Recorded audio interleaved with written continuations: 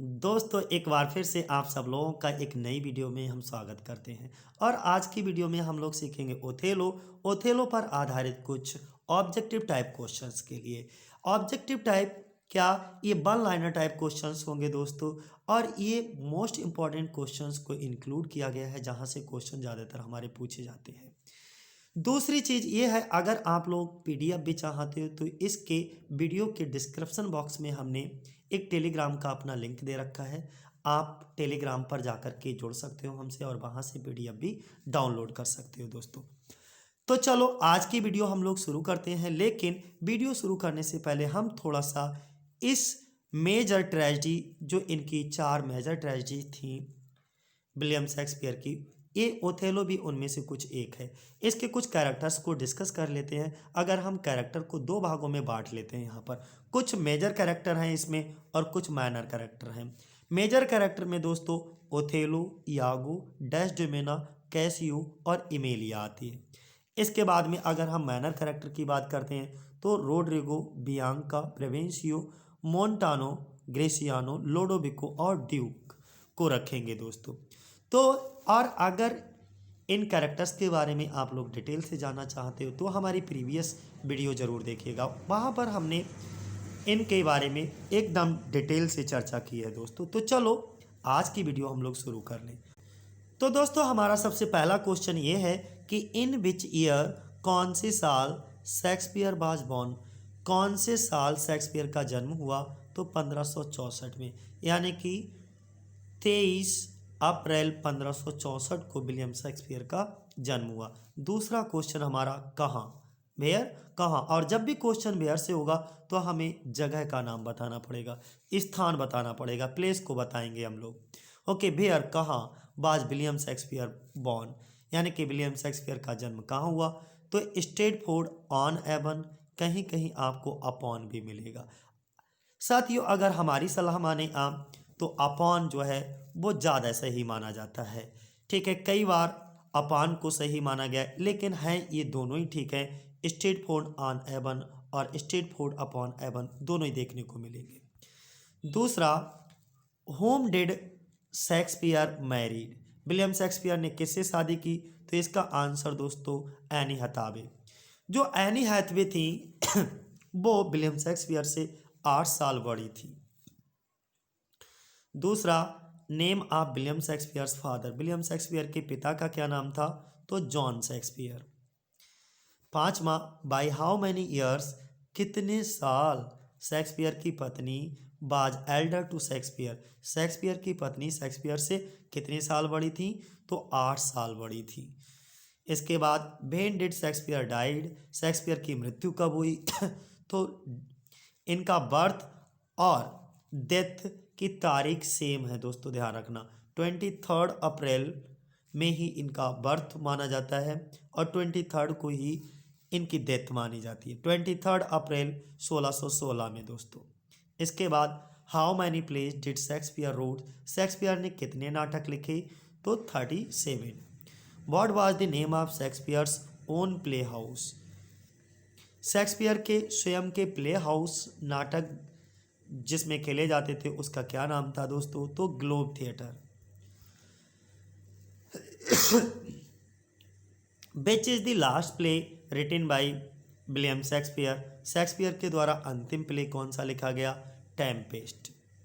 Next, Shakespeare's dramatic career can be divided into 4 stages, dramatic career को William Shakespeare के 4 भागों में divide किया गया है।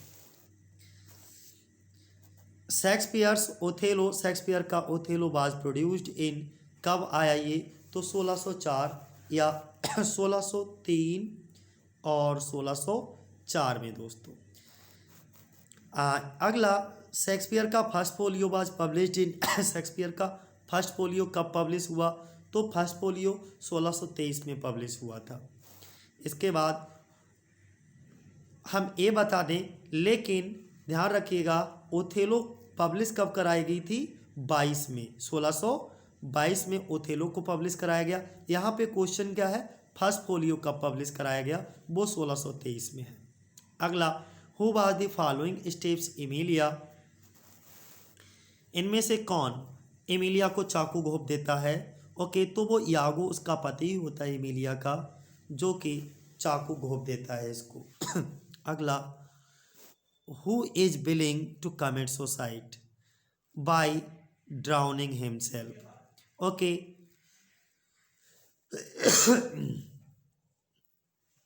इस प्ले में सुसाइड कौन करना चाहता है, तो वो रोड्रिगो होता है, जो कि अपने आप को मारना चाहता है। अगला, who gives back dash Desdemona's handkerchief to Casio.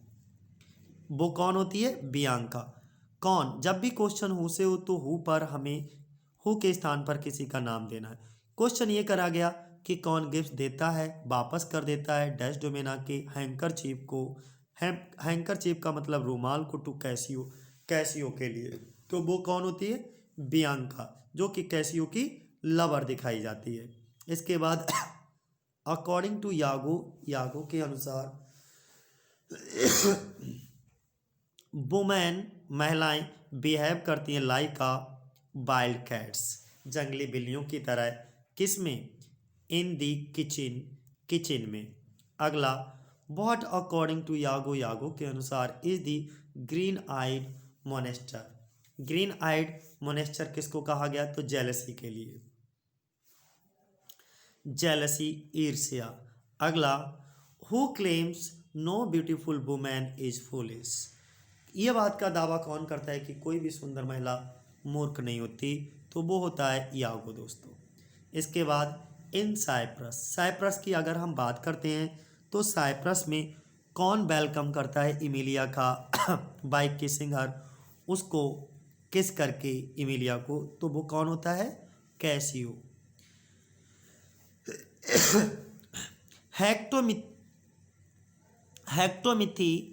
Okay, the main source of the play Othello is, है क्या, एक इटालियन नोवेला है हेक्टोमिथी। अगला, Barbara is by her lover in the willow song, तो बेट्राइड। ओके, बेसिकली बेट्राइड होता क्या है, धोखा देना कहलाता है।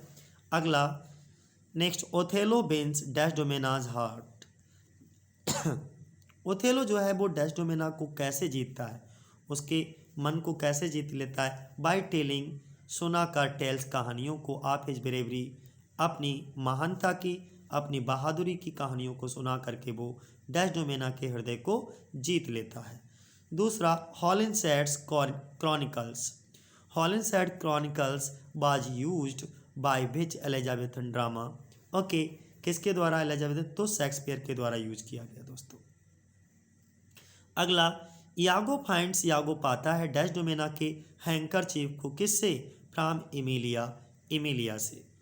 Next, Brabantio charge Othello for seducing, seduce करने के लिए डैश डोमेना को बाय यूजिंग, ओके, बेचेरा in the court of the Duke of Venice.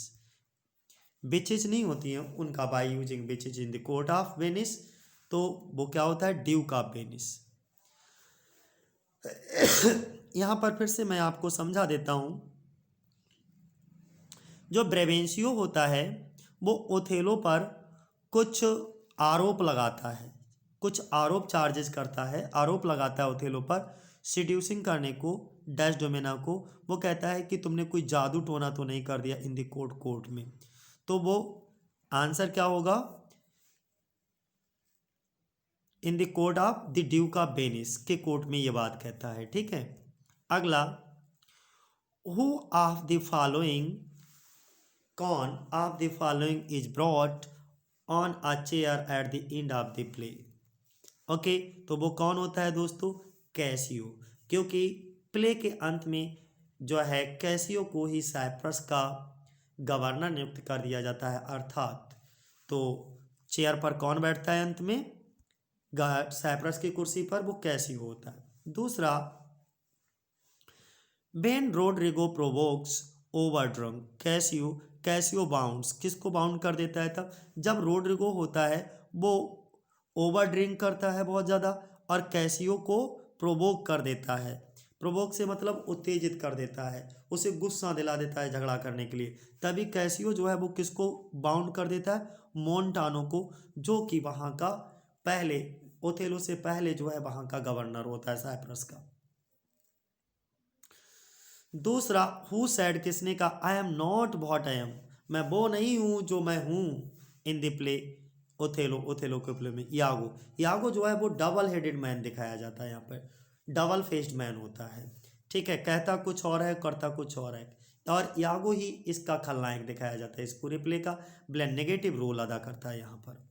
अगला, who says Venetian women are lustful and adulterous, okay, ये बात कौन कहता है कि जो वेनेशियन वुमेन होती हैं वो लस्टफुल और अडल्टेरियस होती हैं, तो वो यागो कहता है।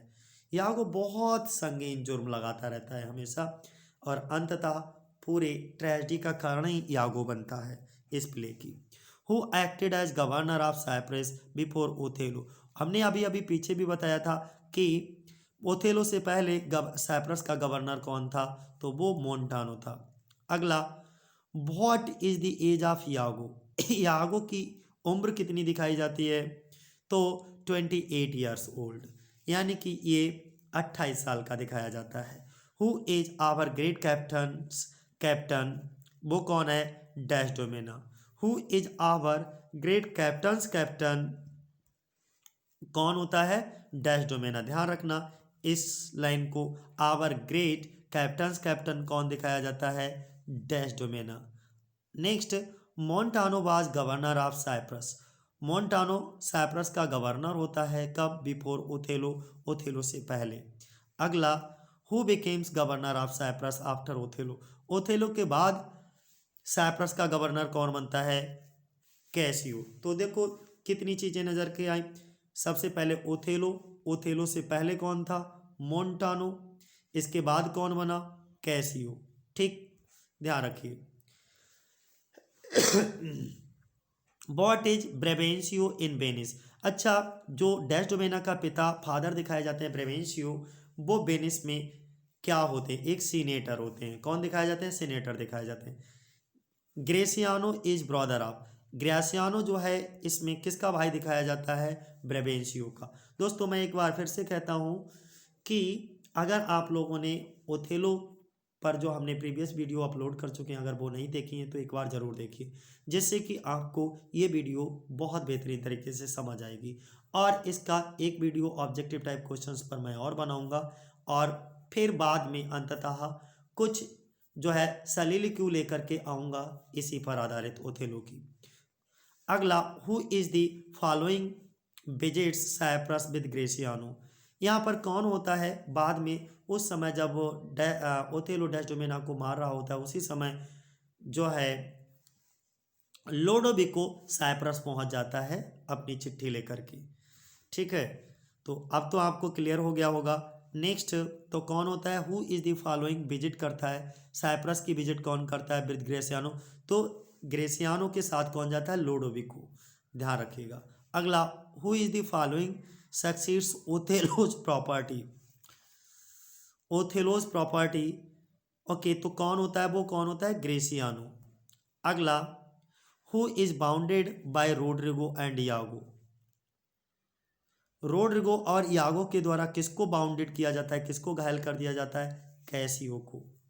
Who is the following kills Roderigo, okay, Roderigo को यहाँ पर मारने वाला कौन होता है, तो वो यागो मार देता है रोड्रिगो को। अगला,